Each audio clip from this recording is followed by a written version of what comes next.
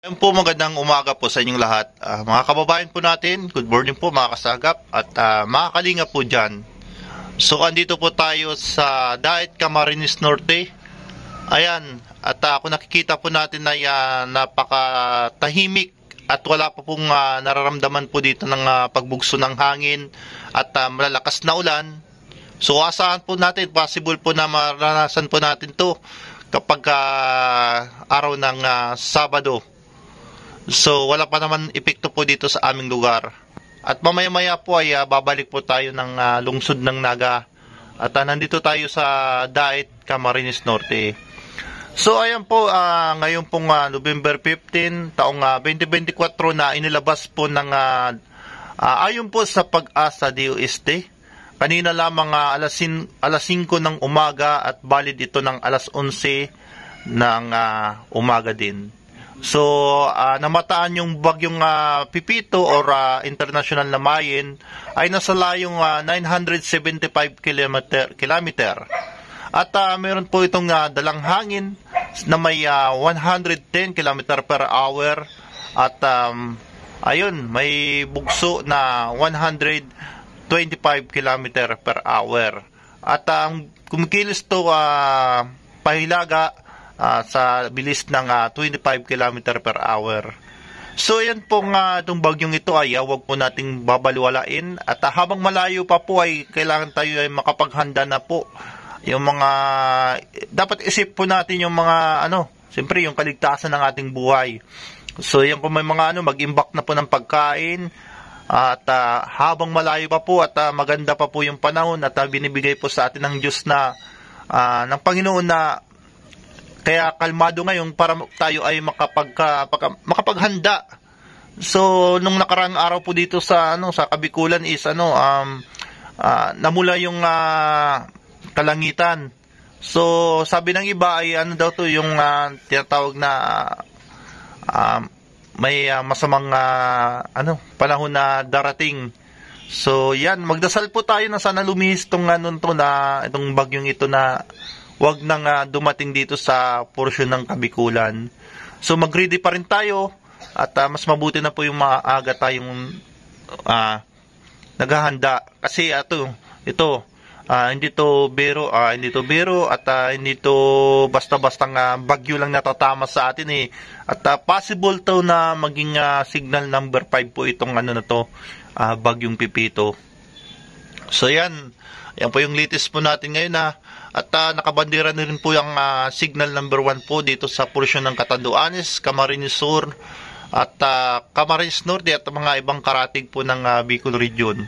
So yan, ingat-ingat po tayong lahat at possible po natatamaan din po ang Metro Manila at ang papunta ito ng Baguio City. So yan, ingat-ingat po tayong lahat at walang masama kung tayo ay mag-ready na tayo at itong bagyong ito ay talagang napakalakas po itong bagyong ito. Yan. At kung malayolanda daw itong bagyong ito. So wag naman sana.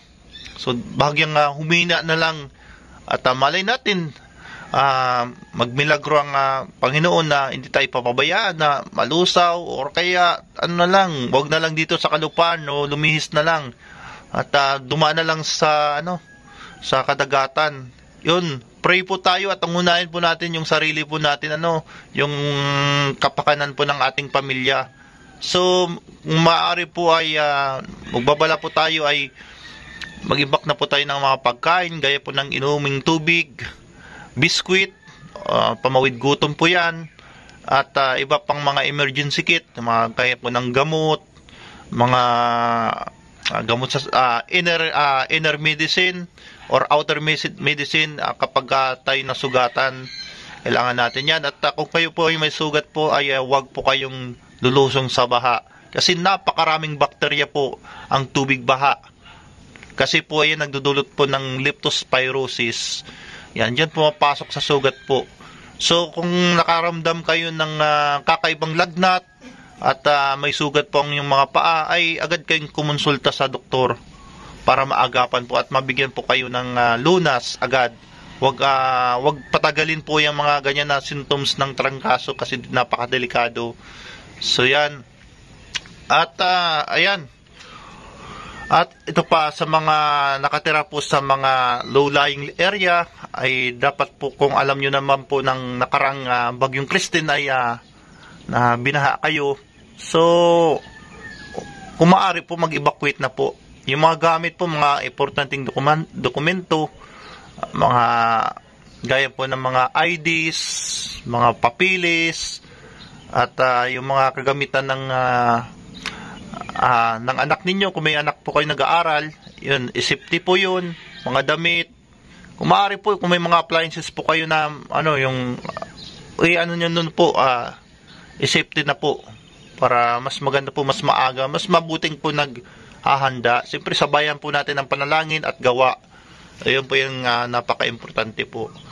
So, yan, at sa mga malapit po sa, nakatira po sa tabing dagat, ay magsilikas na po kasi hindi natin alam na minsan sinasabayan to ng tidal wave. At sa mga malalapit po sa mga kabundukan na pwedeng possible na mag-landslide, ay pwede na po kayong umalis. Ngayon din po. Ayan, habang po kalmado pa po ang panahon, pwede na po kayong umalis, mag-evacuate, at sumunod po sa mga paluntuntunan ng mga barangay officials na mga nasasakupan ng area ninyo at mga municipal at mga cities. Ayan po, dapat tayong makinig po sa legit na weather update, gaya po ng Pag-asa DOST. Ayan, nag-update po sila. Ito pong sinabi po natin kanina is galing lang po sa source po natin, yung Pag-asa DOST. Doon po tayo kumukuha ng source, yung po. At doon po kay Mr. Typhoon Mike Padua, yan, nagbibigay din po ng latest report at binabantayan at minumonitor po ng tracking ng bagyo. Kasi si bagyong Pipito is pabago-bago po ng direksyon po. Minsan bababa, minsan tatas ng kunti. So hopefully na nagbago ito, malay natin magmilagro. So yan po, iba yung pag-iingat po sa lahat po. At kagabi po ay sa aming lugar sa Naga City ay inatasan na po ni ang aming mayor na si Nelson Legasyon na lahat ng mga private school, mga public school ay isinuspend na po. Yan, wala nang pasok. Kahapon lang ang alauna inilabas na memorandum, at kagabi ay may inilabas na memorandum na lahat ng mga private sector na mga nagtatrabaho, mga empleyado or public ay wag nang pumasok daw kasi parang mapaghandaan din po kasi may mga pamilya din po yan. So yung about po sa nagtatanong ng travel advisory, naglabas din po ang Land Transportation Office ng advisory na kung maaari, kung wala naman pong importanteng lakad or biyahe, wag na pong pumilit na magbiyahe ng malayo. At yung mga papasok ng NCR ay binabantay na po na wag nang pumasok po rito sa Kabikulan. Antayin na muna natin na umalis itong masamang panahon. So yan, mag-ready po tayong lahat. Wag pag sa walang bahala kasi po napakadelikado itong bagyong Pipitong ito. Po, nasa likod natin po yung Haring Araw. Yun. At napakakalmado po ng panahon. As you can see po, yan. Dito tayo sa rooftop, sa bahay po ni Kalinga Prab. So ngayon po ay papunta sila ng Baguio City. Ayun. Yung Baguio City, papunta sila. Palapit na nga dito yung Baguio. Kaya Baguio City, Baguio. Yan. Okay, lang yan. Biro lang yan. Huwag niyo pong seryosohin. Ayun po, wag po tayong malungkot. So kailangan po natin magpakatatag, manalangin na sana ay malusaw na itong bagyong ito, na wag nang maminsala pa sa tatamaan nitong bagyong Pipito. Kasi po yung iba po ay talagang nagpapanik na. Hindi natin sila masisi kasi nagkaroon na sila ng trauma. Ayun, mas mas paghandaan po natin itong bagyong Pipitong ito. Natatama po dito sa kalupaan o anuman, o sa baka lumihis man. So mag-ready po tayong lahat. So ngayong araw na to ay pupunta po sila Kalingap Prab po sa Baguio City. At gusto ko sanang sumama. At si Kalampitos po ay nagdadalawa pong isip kasi po yung family niya po sa Tinambak po talaga ay naiisip niya kasi isa ang Tinambak Camarines Store na malapit po sa kadagatan. Kapitbahay lang ng lupa at dagat lang po yung Tinambak. So malapit lang po yan sa Lagunoy. Magkakonektado lang yan mga partido area. So dun sa bahay po namin may malaki doon na puno ng bulak, yung tawagin dito sa Bicol kayo. So yan, iniisip ko po yung bubong po namin is ano lang po, walang kasiguruhan na pundasyon. At yung ano lang year namin is bili lang ng second hand. So nandito tayo sa rooftop ni Kalingap Prab. Yan. Nakakatakot po rito kasi yung paa ko nangingilo na, hindi sanay po ako sa mataas na matataas na lugar. So yan, napakatahimik po ng lugar. Lumabas pa nga yung araw. So yan, siguro ito po yung way ni God na kaya maganda po yung panahon para makapaghanda tayo na habang malayo pa po, maghanda na tayo. Walang masama kung tayo ay maghanda. Kung hindi man matuloy itong bagyong Pipitong ito, ay mas mabuti po, mas maganda.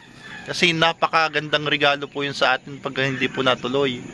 So yan lang po ang ating latest ngayong araw na to dito sa Sagap TV. At muli pong pag-uwi po natin ng lungsod ng Naga, at ako po ay mag-a-update po sa aming lugar kung ano po ang pangyayari, kung ano pong epekto nitong bagyo dito sa Kabikulan. Ingat po tayong lahat. Maraming salamat po. God bless you sa inyong lahat.